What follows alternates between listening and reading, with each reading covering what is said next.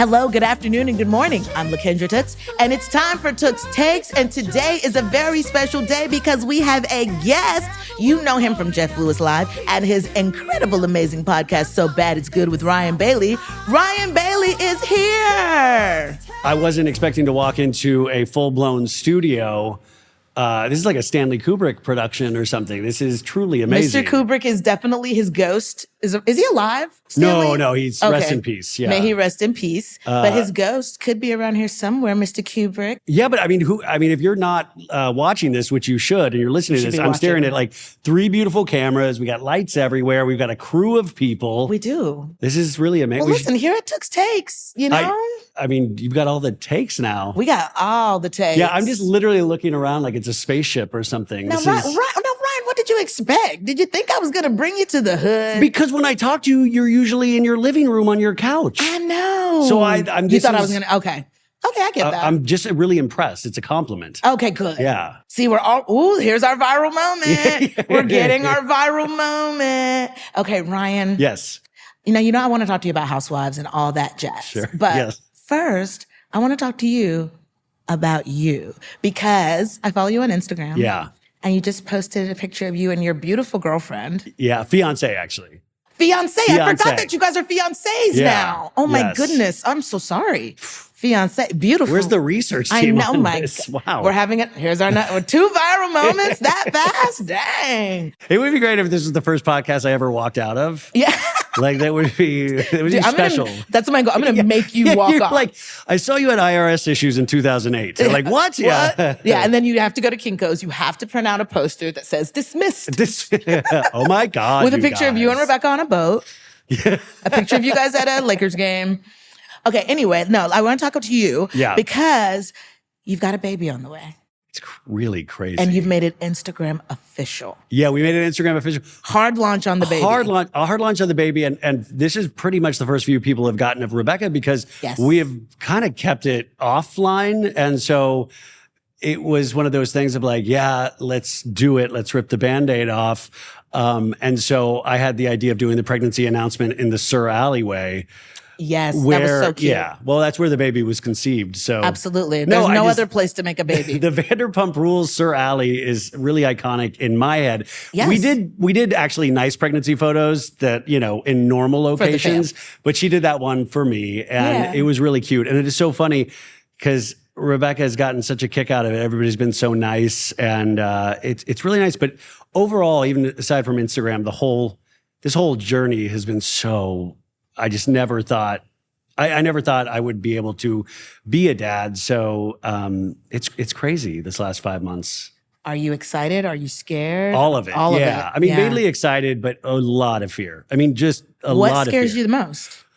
Everybody will tell you something that will like turn you white as a ghost. Mm-hmm. It'll be like, okay, you're not going to sleep for 3 months. And it'll be like, well, no, you just won't sleep for 3 months. And now Rebecca will tell me that every day of like, you're not going to sleep. We're not sleeping. I'm like, okay, everybody gives you so much information that you're so overloaded. Yeah. And then there'll be the segment of the audience that'll be like, you'll figure it out yourself. Just don't listen to anybody. Yeah. But overall, it's really exciting.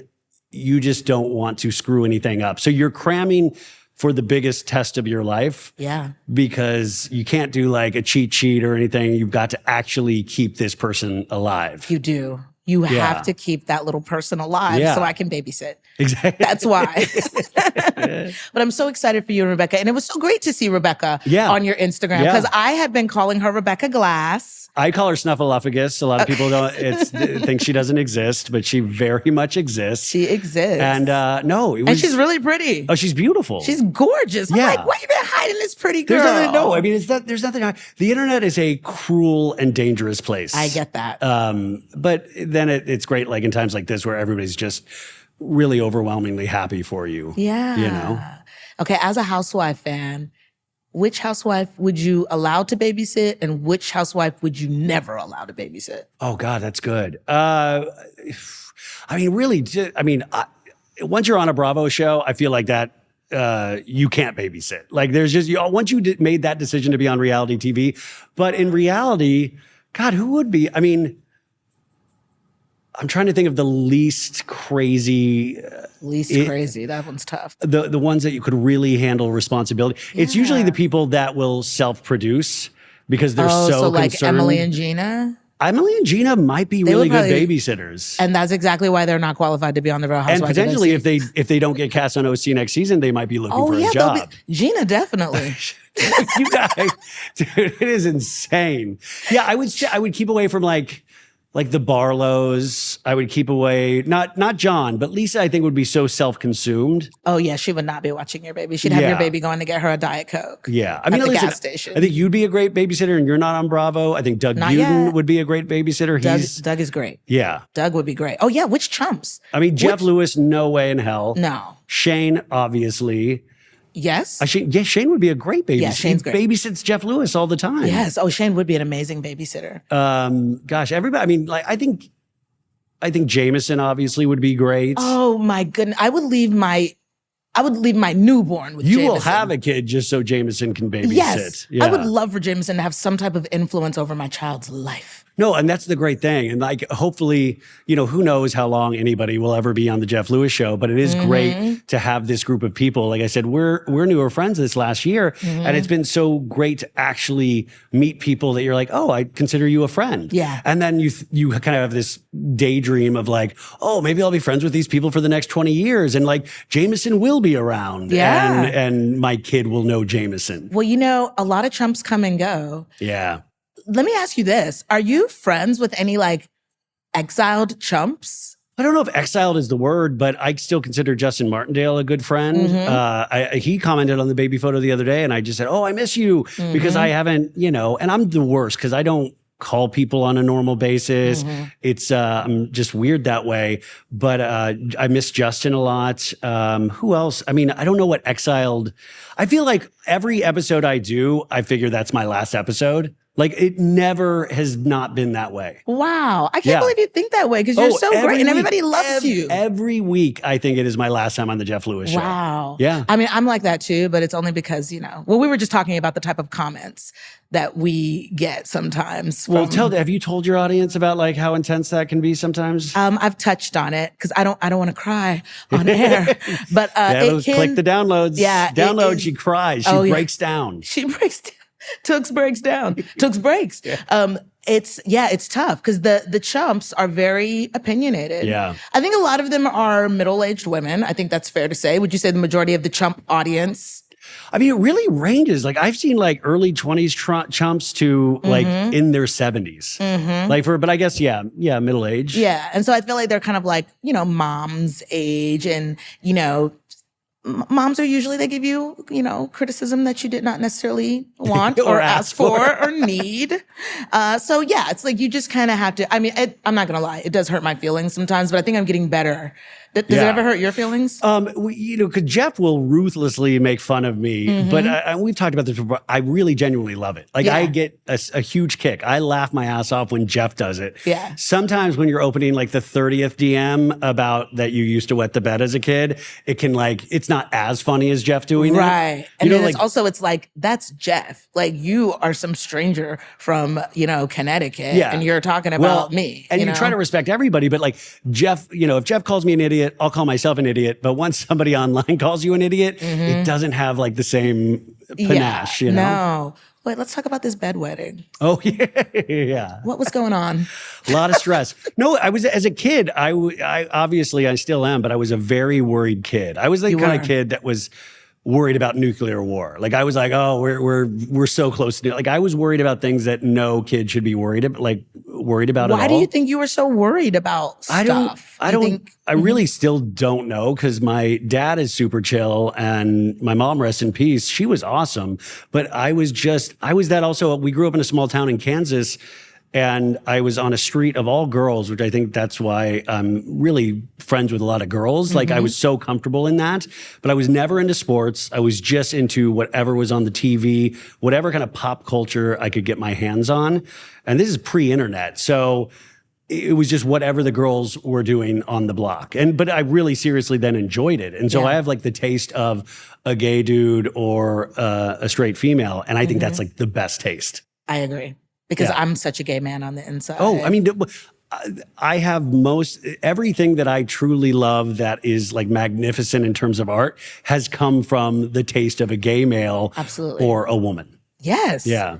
See, that's why you're one of our strays. You know, around here, we're all about supporting the girls, gays, and strays. Well, how could you not? I mean, Yeah. to me, that is the easiest thing to support because it's not even, it's like, It's just easy. It's like, well, somebody even in the pregnancy photo yesterday said, oh, congratulations. Also, I thought you were gay.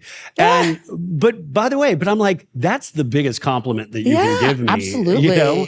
And the way you can tell that I'm not gay is that I'm not good with my clothes. I am not good at my outfits. Do you allow Rebecca to dress you? Because she's your fiancée now. Not really. Like I Does just she won't want to pick dress up. you? She does, but it's like, it's just something in my head that I'll just put on basketball shorts, or you'll see me rotate the 3 shirts. You need to let her dress you. Yeah. Let her dress you. That's the dream, would be to be so rich that somebody just lays clothes out for you. Yeah. And they know your sizes. Let your wife, that's why you get married. I'm not going to put that on Rebecca. She would be happy to do it. I guarantee you. Every woman, trust me, as a woman, we will be happy to do it. My mom had to do it for my dad. Yeah. My dad was still wearing his silk shirts from the 80s. And I remember my mom being like, no. She like threw everything away and was like, we're getting you new clothes. I have a feeling Rebecca's going to be doing that. Yeah, I think Rebecca also was a little, when we moved in together, was a little, what was the word? Oh, disgusted, because I would have I had a 90210 shirt and I was like, got that the second year 90210 was on the air. And I'm like, oh shit, that's 35 years old. And she was like, that is disgusting. That's gross. And I was like, that's a collectible. What are you talking about? That is a collectible though. Yeah. That is good. Oh yeah, I have a storage facility that we still have never unpacked that has, because not only Housewives, I'm really into like Batman. That's like my straight male in me. Is like you love Batman. And I have a bunch of Batman collectibles in a storage facility. Who's been your favorite to play Batman? I was a Michael Keaton guy just because I was a kid when Michael Keaton played Batman. And so I think it's really your age and when you're exposed to something like that. Yeah, and that's the best Batman soundtrack because that's the one that Prince did. That's we have Prince. A shared love of Prince. Okay, this was like the perfect segue into Prince because I wanted to talk to you about Prince because I didn't even know you were a Prince fan. I found this out like just seeing your social media and I was like, oh my God, Ryan's a Prince fan? Yeah, huge We've Prince never fan. even talked about Prince. Okay, what's your favorite Prince album? If you can choose one, it's hard. That truly really is. I mean, the Batman soundtrack is great, but it's not what I would consider, I mean. But it is great. But 1999 classic, head to toe. Self-titled, coming out of the gate, so strong. But there's not, obviously, after like Diamonds and Pearls, it became a very different Prince where it was still good. But I think there's different. There's a certain time that an artist has where society has caught up with like somebody's genius. Yeah. And there's usually like a 7 or 8 year period. And then they keep going. And sometimes the audience stays behind and finds the new thing, except for like the hardcore Prince fans. But the thing that I loved the most about Prince was I was lucky enough to see him in concert like 7 times. Nice. And I've never, like, if people have a hard time believing in some sort of higher power or God, like, watch Prince perform. Absolutely. You like, it was, and the thing is that you really understood his artistry because I saw Prince on nights where he wasn't feeling it and he would end the show in an hour and 45 minutes. And I saw a show then literally the next night where he played for 4 hours. Absolutely. Did you see him when he was here in LA at the Forum? Saw 4 nights at the Forum. Yeah. And they would sell $25 tickets. I remember. And it was incredible. In fact, me and my buddy Patrick went and saw it. It was a Friday night. He wasn't feeling it, but it was still good. They all of a sudden just turned the lights on and we thought he was going to come back out. We waited for like 45 minutes and it was done. The next night, it was sold out, but for some reason I just kept going on Ticketmaster and like 2 hours before the show, 2 tickets popped up. Bottom, I said, Pat, are you ready for round 2? And he was like, yeah, we got there. Turns out they were like 3rd row tickets. We were like sitting next to Matt Damon and his wife. And so we're like dancing our asses off. And like Matt Damon, we're like high-fiving Matt Damon during the show because he just kept going. Yeah, he kept going. Just kept going. I remember when I was there, I think he did maybe maybe like 4 or 5 encores. Like he would go out and come back and go out and come back. It was amazing. I mean, I'm a huge Prince fan too. Yeah. Now, when did you first discover your love of Prince? Did you love him It was as a actually kid? my dad. My dad, it would be, he was a traveling salesman, and on the summers, he would throw us all into a car and we would just travel around the US. And he had a cassette for 1999. And so he would play that all the time. And there were certain racier lyrics that my mom would be uncomfortable with. Yeah. But that was where like the appreciation was. But as I grew older, and the mystique and the magic of Prince, and just to see how he lived his life was so interesting. There was another time we saw him when he headlined Coachella, and it was insane because I was like, well, is he just going to play his new stuff? Is he going to do, because he was really like artistry and moody, but he was doing all the hits. And at one point towards the end of the show, he said, "You at the coolest place on earth right now." That's right. And I really was thinking about that. I was like, oh my God, in a way, we legitimately could be at the coolest place on earth in this moment. Yes. In the desert, watching Prince. That anywhere Prince is the coolest place on earth. May he rest in perfect peace. He's the best. I absolutely loved him. I still just gone way too soon. And absolutely. It breaks my heart. Actually 2016 was a rough year for many reasons, but we lost Prince. And for me, I love George Michael. So I lost Prince and George Michael that year. Oh my God. I just finished a George Michael biography I read a couple weeks ago. I'm a huge George Michael fan. Oh my goodness. And by the way, you guys heard it for reality TV? We're now just talking about pop stars. No, listen, on Took's Takes, but George Michael, we talk about everything. He had such a brilliant voice that I think a lot of people don't even realize. And that's what you hope is like future generations will be turned on to music like Prince, to music like George Michael. And George Michael, it was really tragic because he never could escape trying to hide his sexuality in those early years. And that became just really a real turning point for him, and losing his first lover to HIV and AIDS, just horrific. It is. And I mean, I fell in love with Prince when I was probably like 3 years old. I remember like Purple Rain came on HBO. Yeah. And my parents had me when they were young, so I was watching all kinds of rated R movies. And I thought I was just like, wow. I was mesmerized by him as a little kid. And then I was mesmerized by George Michael when I was like 5. I saw the Faith video and I just saw I still go crazy for a man in some tight jeans with a hoop earring and a leather jacket. I mean, he was a really good looking dude. Very good looking. And Greek. just, with artists like that, Prince and George Michael, like they're really tormented people. Yes. Like Netflix, actually, I'm so pissed at Netflix. It was that they hired this amazing documentarian to do a documentary about Prince's life. And it's a 6-hour documentary. It's done. And they had full cooperation at the time with Prince's estate. And so they did the ups and downs of Prince's life. They were very honest about it. And it's supposed to be a brilliant documentary. And then Prince's estate at the last moment said, "We don't give you permission for any of this." And so it will never see the light of day. And it was finished. This was just last year when this happened. We got to find the people at Netflix. This is our mission. Yeah. We are going to get our hands on that. We're going to get our hands on the Ultimate Girls Trip Morocco. Oh, God. The Ultimate Girls Trip Morocco, really going like pivoting, but that is going to be one of the great lost pieces of television, and especially if you're a reality show fan. And I was just thinking, because I just finished rewatching Real Housewives of New York season 1, and I've become obsessed with Alex and Simon, the Van Kempens. And Alex was on Ultimate Girls Trip Morocco. It was her return to the screen. Yes. And I'm so pissed that that's been taken from us. I just feel like we're in a decline as a society. What would lift us all up is Ultimate Girls Trip Morocco. Please give it to us. I don't want anybody to get hurt on these productions. I don't want anything. But at the same time, man, we've got to chill out with the litigation. And if things don't go your way, and if storylines don't go your way, I don't think it's an absolute must that you have to sue now. Because that just, I feel like there should be some sort of ironclad contract, but you'll see housewives, 20-year housewives that are like, life's not going the way I want. And sometimes I feel like they think the answer is to sue. Yeah. I know you're talking about Manzo. Well, Manzo, and that's a shocking one because I've always been a fan of Caroline Manzo. Yeah. And so I really want to Did you watch Manzo with Children? I did, yeah. Actually, I didn't watch that. I'm very curious how she felt that uncomfortable. That's what I want to know too. Not to get I don't want to trigger anyone.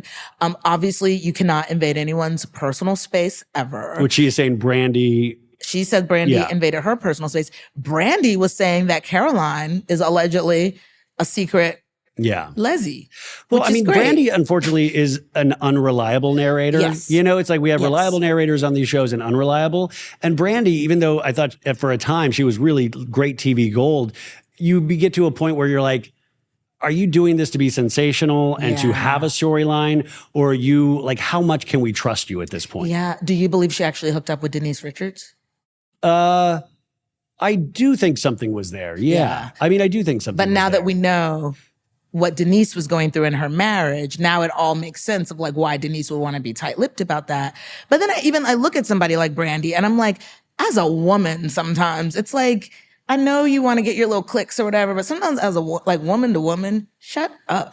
You know? I mean, exactly. Well, that's the thing. I think once you have cameras on people and you have low-level TV fame, it must do really, really weird things to a person. Yeah. Because you will cut out friends of your life. You will take something online that needs to be behind the scenes. And I think sometimes that's like really hard to watch, even as a fan, where you're like, for my enjoyment, this is great. But you as a person, I would never talk to you again if this was real life. I feel like that about a lot of the housewives. I feel like okay, let's talk a little bit about Salt Lake City because I just want to By the way, Prince would have loved Real Housewives of Salt Lake City. Can we'll tie it in there? Yes. Could you that's it, Prince? If you made Prince watch a Real Housewives show, my God. Let me tell you, when I saw Prince in concert, to tie it to Housewives, when he was singing Kiss, he goes, "You don't have to watch Real Housewives No, he did. to have an attitude." Did he really? He did. He did that. He did. It was You before I don't had have an iPhone. to be Heather Gay. Yeah, no. To be an ex-Mormon. Oh my God, that filled my heart up. Wow. Yeah. So I think Prince would have. He had his finger on the pulse of what was going on in the world. It is shocking when like you have a big celebrity and you find out that they watch the same trash that you do. Oh yeah. I think just about everyone watches Housewives. They do. Everyone knows who the Housewives are. Like it used to be a thing where straight guys weren't watching Bravo, weren't watching Housewives. But now look at you. You've built a whole career on Housewives. Well, but also for the audience is that I watched this day one of Real Housewives of Orange County. The day it premiered, I wasn't like, I didn't know about any Facebook groups about Bravo. No. I watched it because that's the kind of stuff I was already drawn to. It started like, there was a documentary called The Queen of Versailles, and they actually are making a musical right now with it. And that I think, but was right before OC. And I loved it so much. And I saw the commercials for this and I was like, oh, I'm in on this. Yeah. And immediately I was hooked. Yeah. I think okay, wait. Now, where did your love of reality TV start? Oh, the Real World. Season 1 Real World. I think you find that's the entrance point for most people, or it's like Survivor or a reality competition series. Yeah, the Real World was definitely it for me. I remember having a crush on Eric Nies. Is that how you say his last Eric name? Nies, yeah. He was like the fitness instructor, but now he's like a guru. Yeah, he's super zen now. Yeah. I love that for him because I think he went through some stuff.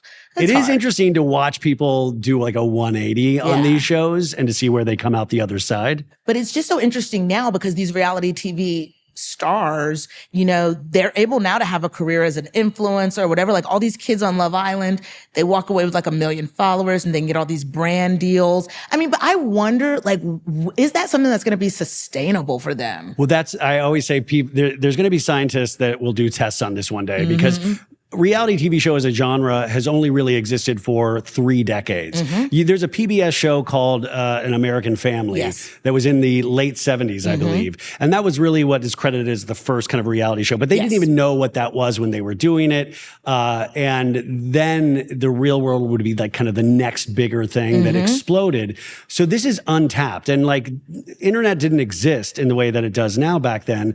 So think about like Love Island USA. These last 2 seasons, it's been explosive growth, explosive fame. But there were 4 seasons before those 2 seasons that, I mean, I talked to Bergie from that cast all the time. We would do a recap podcast. Imagine being that cast right before the year it explodes, where those people are all walking out with millions of dollars in deals and you just missed it by a hair. Missed it. Do you think it exploded because of Ariana?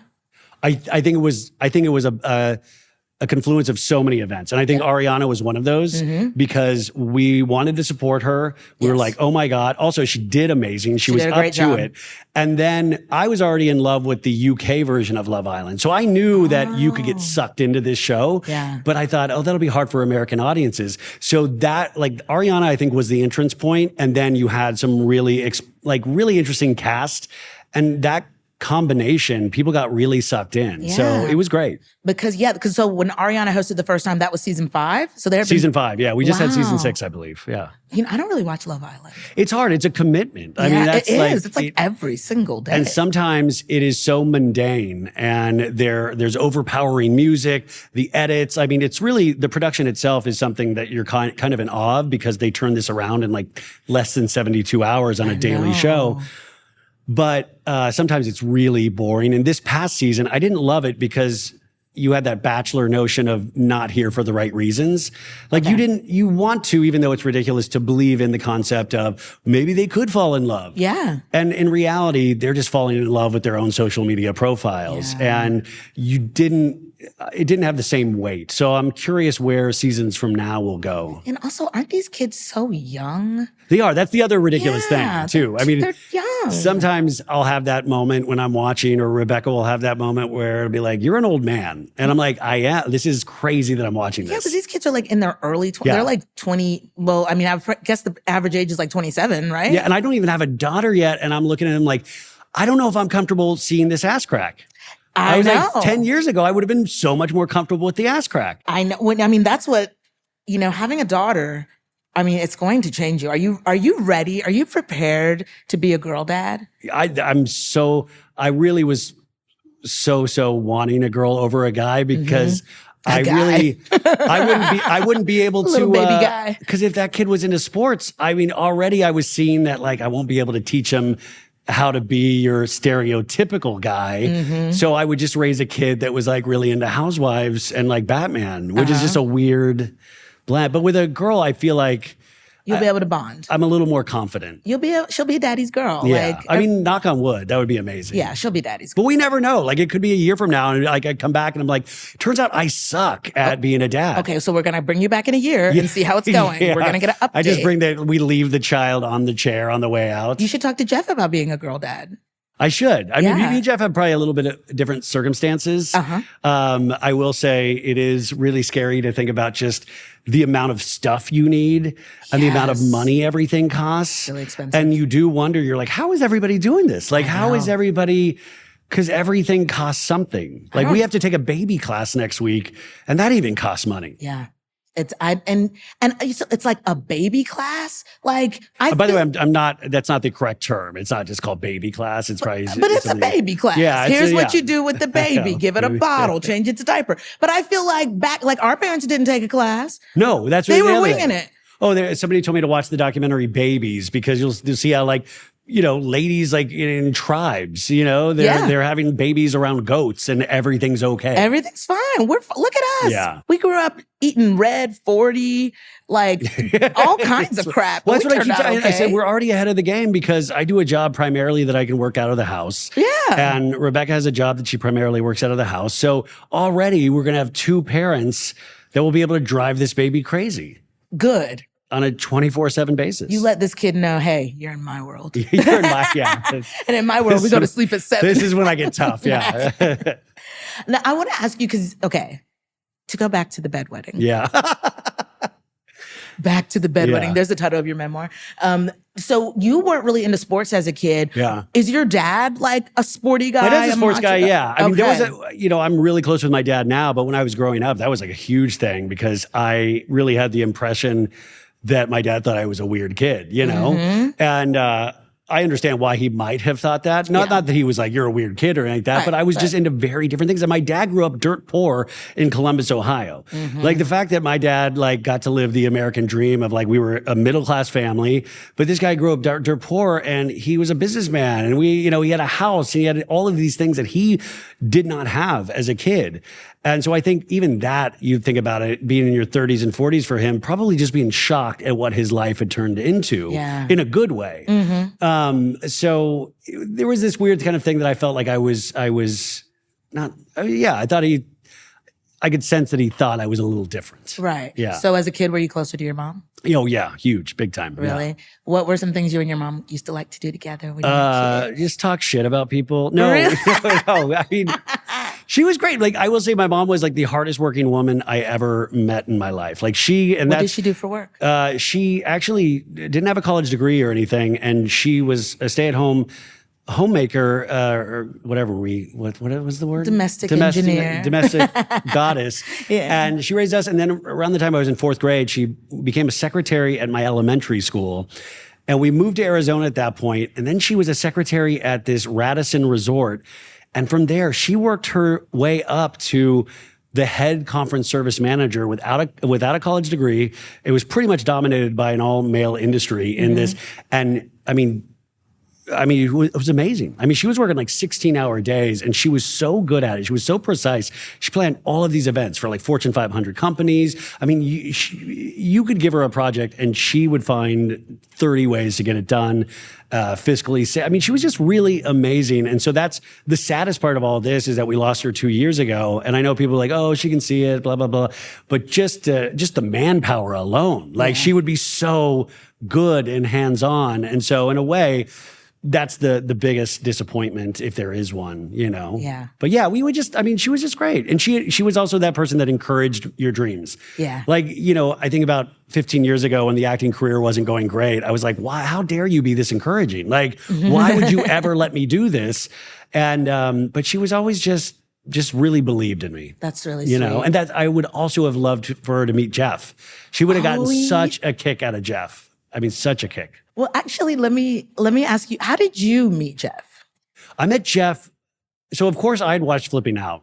Okay. You know, I like when that was initially on, I watched every season of that. And then he had his radio show, but I thought it was a show about recapping Housewives. I didn't listen, like on Sirius, I had Sirius, but I listened to like Stern and stuff. So I usually don't listen to a lot of Housewives podcasts or anything, because I want to keep the instrument pure of my horrible takes and not steal anybody's horrible takes. And so I knew he had the radio show. I knew it was successful. His dude at the time, Chef Stu, he had been on my podcast a couple of times, and I think he recommended me, and maybe somebody else recommended me. But the crazy thing was the week that my mom was like a couple days away from her passing, I got a message from Shane Douglas, his right-hand man, asking if I wanted to be on the show. And I was like, yeah. I said, unfortunately, my mom is not in good right now. And so, and I think I might have even actually been booked, and I had to back out because we thought we were going to have more time with her. And at that same week, Heather McDonald asked me to be on as well. And I was like, yeah, to both. Like I wasn't aware of a lot of things that were happening. I kind of checked out for a couple of weeks. Right. And then I thought both of those opportunities passed me by. And then when everything was right, they asked me again, and I came on that way. And because I remember asking Shane, I was like, what do I have to prepare for this? What shows do I have to watch? And he's like, nothing. And I was like, really? Yeah. And then I found out, oh, we just talk about Jeff's life, and we talk about ourselves. And I was like, oh, I know this. This is good. Yeah, it's fun. And you're very good at it. Everybody loves you. I don't know if I'm good at it, but I do genuinely love being there. Me too. You know? I like being But it's like of anything. Like even right now, I'm like, am I even providing value for you? Like if I can provide value for somebody. No value. But that's each thing is you're like, I'm so lucky to be here. Yeah. You know? No, I feel like, I mean, I'm an actress as well, and I know how it is going on auditions, and it's stressful. But I think it's so cool, especially these days, how our career can take these pivots. Yeah. And who knew? Like you started out You don't wanting even realize you're doing a pivot when you pivot. Yeah. And that's like the excellent thing. Yes. And you just have to be open. But I think people also don't realize how soul crushing it can be to be an actor. Oh my God. Is that I know people who have made it, and I know people who are just as good as those people who don't make it. And I know the hustle that you have to put in to be a working actor or to even try to be in the game. And I don't think people that watch TV understand because they're like, oh, actors, you got it so easy. You got to say, like, you don't understand how soul sucking it can be. It's really, really tough. And actually, I mean, what would you say to somebody who's maybe listening right now and thinking about moving to LA to pursue acting? What advice would you give I couldn't talk them out of it? Right. I mean, I would really try to like say that sadly, it's a lottery. Like it really is a lottery. It is. You can be the luck of the draw. really good looking. You can be really talented, and still things might not happen. But I had a great, one of my buddies who's a great director, a really successful TV director now, Richie Keene, always told me, just don't give up. Yeah. Because if you don't give up, you will eventually have your shot. Yes. But he said, once you get that shot, take a look back and realize how many things that you don't have to get that shot. Yeah. He goes, it took me forever to get this. But then I was looking at all the people that I knew in life. They had a wife, they had kids, they had a family. And now he has all of those things, by the way. Right. But he was like, remember, it's like, remember to work on your life and that journey of your life as well, because that will inform your work. But you will get your shot. But you cannot give up. And so many people, whether it be acting, whether it be podcasting, it's so easy to give up out here. It is. Especially nowadays when everything is like, how many likes did I get? What's my reach? What's this? The algorithm. And it really affects your mood. It does. It does. And I mean, it's something that I struggle with, and I'm trying to just get better about just being like, you know what? I just want to be a selfish person. Like, if I like it, great. That's the only like that matters. I like it, Oh, but sometimes I'll put like a horrible, like a meme that I think is hysterical, and it will tank so hard where it has you second guessing, do I even know what comedy is? Do I even know what the fuck am I doing? Like, I'm sorry to cuss, but it's okay. I will get into that where I think I'm all tough. I'm like, well, that's the joke, man. That's my art. That meme is my art, dude. And then within 24 hours, I'm like, what am I doing, man? Like, I don't even know. I should go back to acting. Like, am I funny is such a scary question to ask, because I've been through that. Like when I worked at SNL and then when I did not get asked back. I mean, hearing those stories, I can't even imagine what you went through on a daily basis. It was scary. And then not getting asked back. That's my first thought. Like, okay, wait, am I funny? I thought I was funny. I thought I was this. I thought I was that. It's so hard. And I think in this industry, just the resilience, you just have to hang in there. And nothing is an indictment on yourself. No. Like if somebody turns you down, like it's all BS. Like I always say that actors have been exposed to more inspirational phrases by the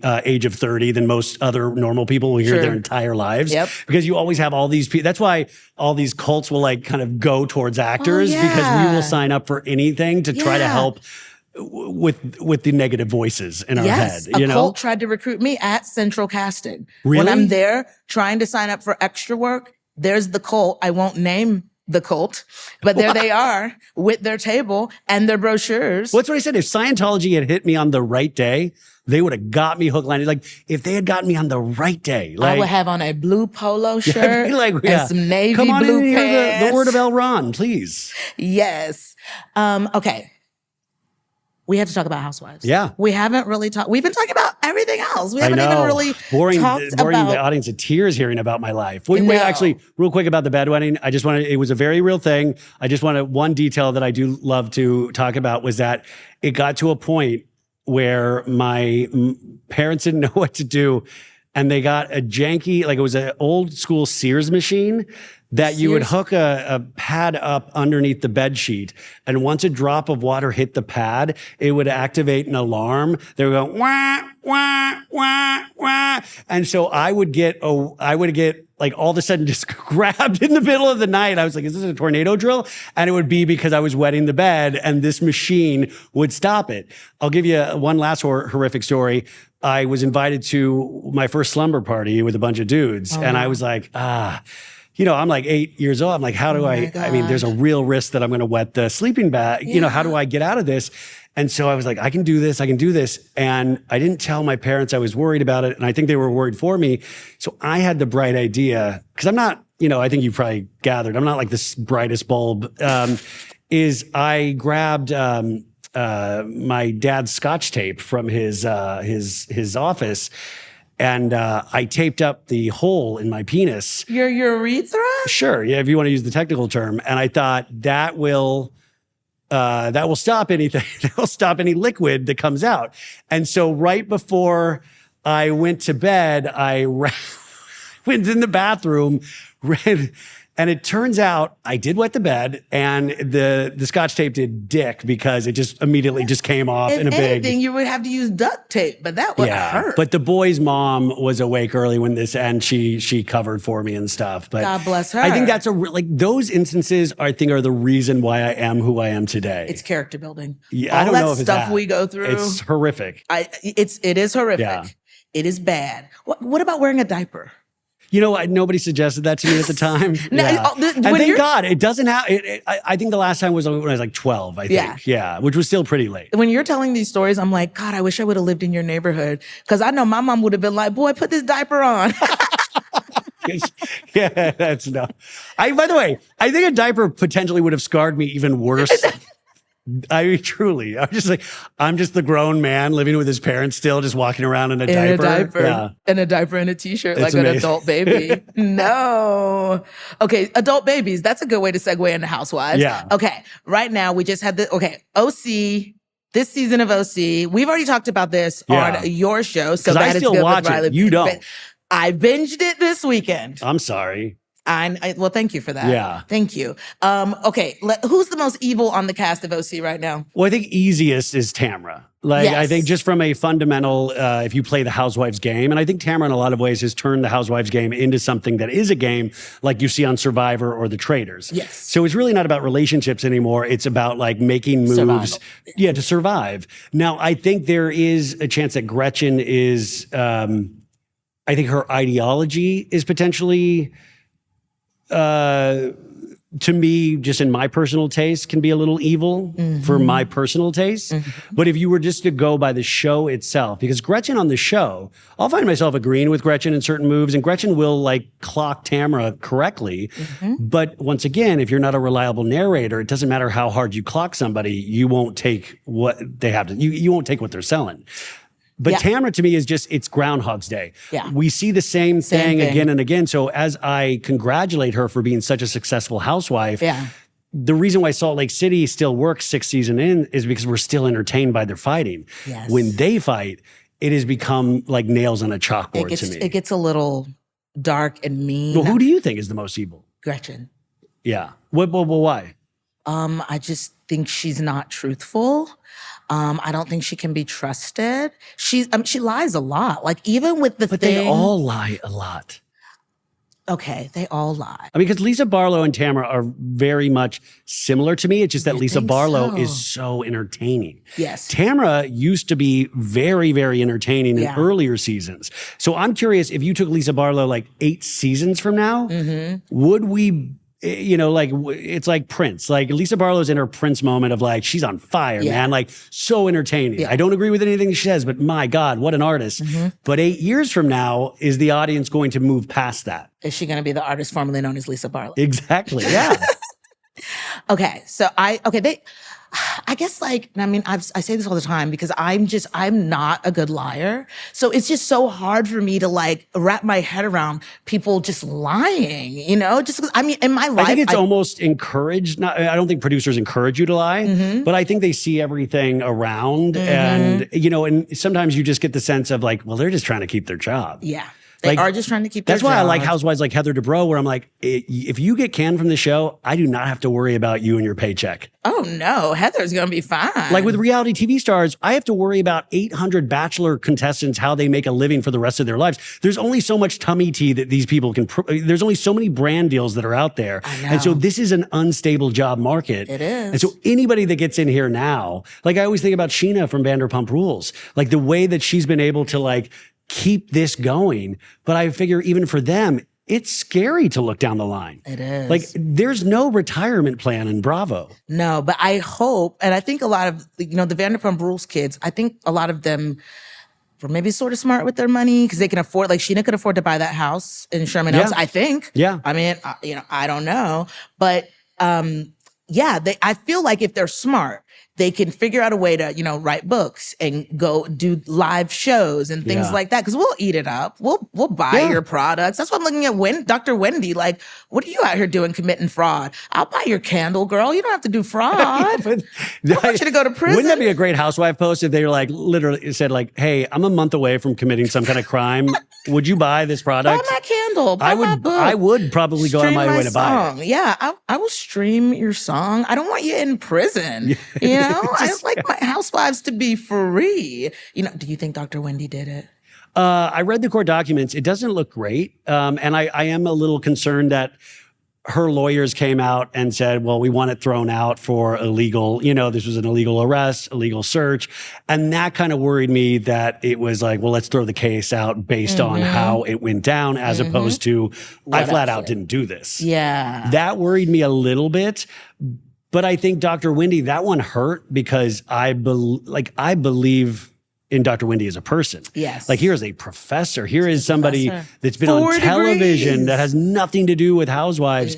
But that's the thing. That quest to be on television and reality TV, that can be your downfall. Like, really that's it. Because Dr. Wendy, the first couple seasons, I'm like, what are you doing here? Yeah. What are you literally doing here? Like, what was not fulfilling about your life? Having all of these amazing ideas and teaching people that you wanted more. And there's nothing wrong with wanting more, but sometimes with Housewives, you're like, I mean, it's kind of like that Ben Affleck monologue in Good Will Hunting when he's like, every day I come to pick you up and I hope you're not here, man. Like, because I thought with Dr. Wendy, she's like the hope. Like, get out there and do your She's thing. the hope. Let the Housewives like fight in their mud let them pit. squabble, And it breaks my heart, Dr. Wendy. I hope everything's going to be okay because I love her family. I love her children. I wish the best for her and Happy Eddie.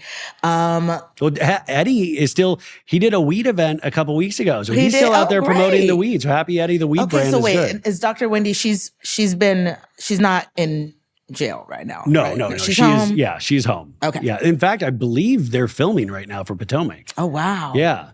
Oh my gosh, this is going to be a good season. Yeah. Are you enjoying this season of Potomac? I am actually. Yeah. Are you?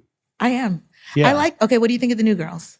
Angel and Tia. I feel like Angel might be in over her head. Like, she's one of those where I feel really bad, where it feels like some of the hits she's taking, she wasn't emotionally prepared for. Yeah. And so then when she tries to like do a serve, it doesn't read as much because Giselle Giselle already heard her. Yeah. And Tia, I think, was a slow burn first couple episodes. And now I'm like, she clocked Ashley last week and said comment of like, I'm not going to go down in the dirt with you. Yeah, but she did it really funny. People were laughing. And it's really because they really do a hazing process. And Giselle and Ashley, especially because they're like queen bees. Yeah, they're the OG. And so it's like, well, it's kind of like Chumps. Like, you get thrown into this mix. Can you survive in this? Will you get taken down by like the hazing? What is the key to Chump survival? I don't know if there is a key. I mean, I really don't know. I mean, I wish I knew the key, but sometimes, sometimes, like I said, sometimes you just wonder of like, oh God, does everybody hate me? Like, or what did I say today? Like, was this even funny to anybody? And so I don't know what the key is. But yeah. I think, I think the key is? Don't read the comments. I'm not going to read. I'm not reading the comments anymore. Like I just don't. Like, I see them sometimes and I'm like, you know what? Never mind. I'm just not going to read these. I used to read the comments. I don't do that anymore. Or people will still send me things, and it's always the worst things about yourself. Yeah. Where you're having a good day, and then somebody said, like, I'm like, well, I would have been so perfectly happy not knowing that this existed, this comment, But it goes in waves sometimes. Like, people will really like you at first, and then it feels like you'll go in this kind of desert where nobody seems to like you. Yep. And then after months and months, people will kind of like you again. Yeah. And I think that's probably cyclical. I'm not sure. Let's talk more about Salt Lake. Do you think Heather and what's his name, Captain Jason, she said it. I think they definitely made out. Okay. And like, first off, now I'm worried. Like, I think this Captain Jason gets around because I'm excited to see him at Bravocon this like next week, because last Bravocon, every Bravo celebrity, like every panel, a Captain Jason question got brought up, and all the girls wanted to hook up with him. And he hooked up with Adriana from Real Housewives of Miami. And then he was flirting with Lala because I think Sheena was trying to set him and Lala up. And so I have no doubt. I think they definitely made out. But this Captain Jason, I'm watching you, man. I'm onto your game. Because I'm just curious if he's as nice as he seems, or if he's just looking. Or if he's a playboy. Or if he's just looking to like hang out with the housewives so his show keeps getting on air. Oh my goodness. And he's Australian, right? Yeah. Just like Sheena's guy. What's his name again? Brock. Brocadile. Is it Brock New Zealand? Or I always get. He's from down under. Okay, this is where the comments say we're idiots. No, what's so cool about this crossover is that Below Deck Down Under hasn't aired yet, but there's going to be 3 episodes that will give us their point of view during the 3 episodes on Salt Lake that we're going to see. Oh. So we'll see it from the other side when Below Deck Down Under comes out. Oh my goodness. Do you think Lisa Barlow is in trouble with her lawsuits? Do you think she owes a lot of people? Because all the lawsuits are saying she owes people money. Do you think I think she does owe people money. Yeah, because I always wondered, like, I don't really understand what Lisa Barlow does for a living. It's a little, I can understand it a little bit more than what Jen Shaw did for a living, but only a little. Like I think what Lisa does for a living now is full-time housewife.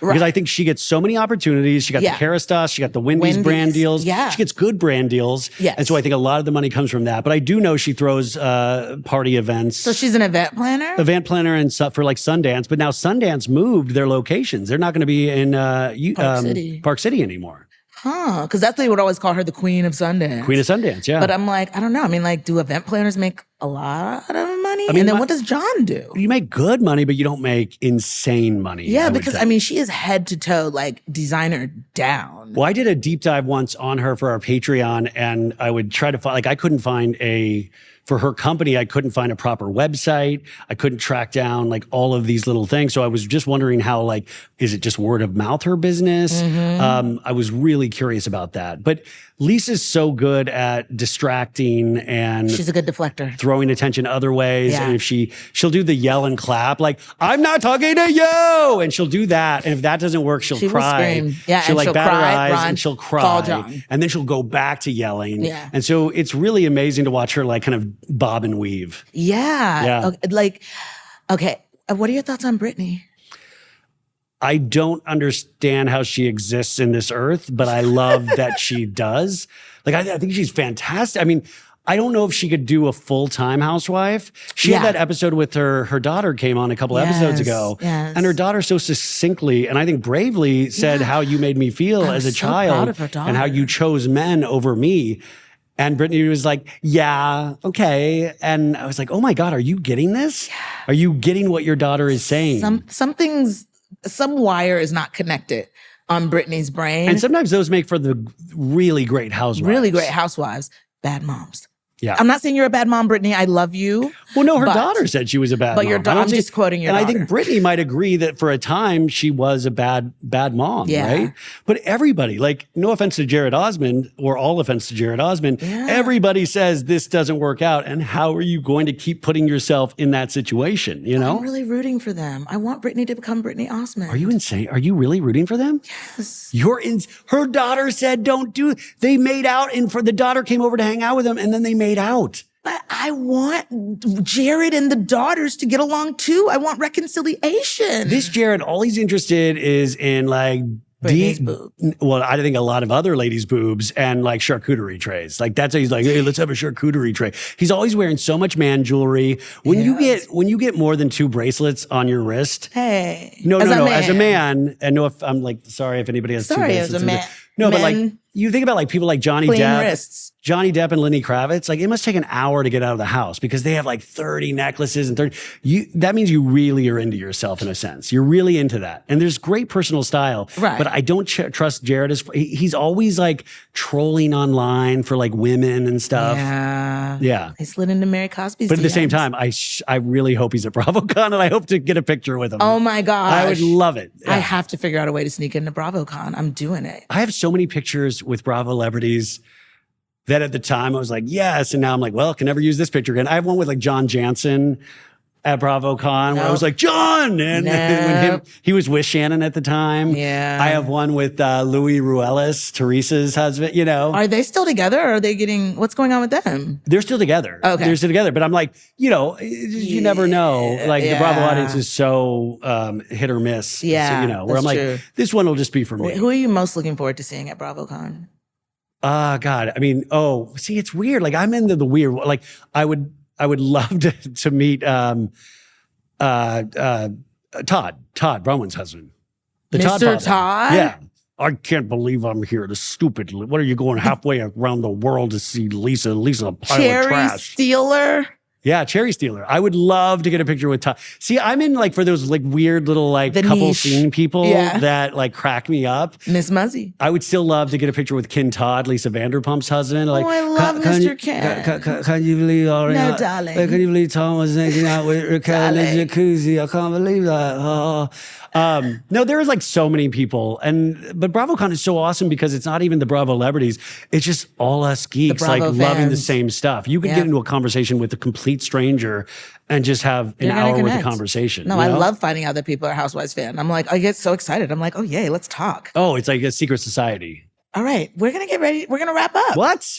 I Oh my know, God. it's time. Wake up, everybody. We're I know. done. Wake up, crew, in Wake my up. amazing studio. I feel like I should give some sort of announcement. We already did the pregnancy announcement. I wanted to give something big. I wish I had something. I killed a man. Cool. Nothing? Okay. Yeah. I was No, just that's trying to fine. give you like Let me a tell you pull something. thing. Yeah. Here at Tooks Takes, we understand.